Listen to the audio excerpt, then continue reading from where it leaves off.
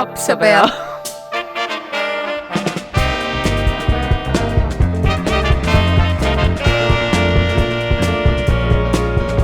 Tere, mina olen Ester. Tere, mina olen Berit. Ja sel korral me räägime tähtsatest raamatutest. Ja aitäh kõikidele, kes oma tähtsad raamatud meie poole teele saatsid. Ja üsna loomulik vist on see, et lugeja muljed näitasid, et oluliseks peetakse siis neid raamatuid, mis elavad meis endis edasi. Ja ka neid raamatuid, mille juurde me elus ühel või teisel hetkel tagasi pöördume. Ja võib vist isegi nii öelda, et mõjus raamat saab osaks meie elukogemusest. Ja üsna tihti selgus, et üsna tihti on need ka raamatud, mida me oma lähedastel lugeda soovitame. Ja siis väikesel hingevärinal võib-olla isegi ootame, et kuidas see neile mõjus.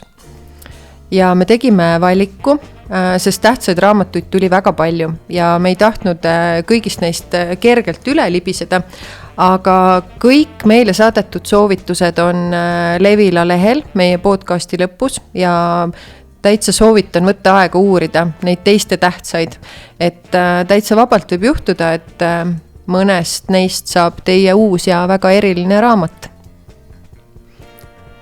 Just nii hästi ilusaid lugeja muljeid tuli, et see andis ka võimaluse tänane saade suuresti nendele üles ehitada. Just.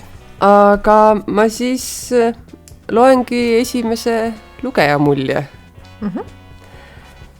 mis siis viitab Tove Janssoni suveraamatule. Tsiteerin. Ikka ja jälle soovitan ma lugeda Tove Janssoni suveraamatut, mis on helge ja ilus. Ma tahan seal olla tunnet tekitav raamat.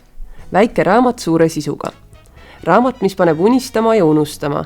Ja pole seejuures grammigi imal, vaid lihtsalt ilus. Oleks rohkem selliseid vestlusi ja selliseid hetki. Et Janssoni suveraamat on siis üks tema 10 täiskasvanutele kirjutatud teosest ja seda on tõesti nimetatud siis ka täiuslikult elujaatavaks raamatuks.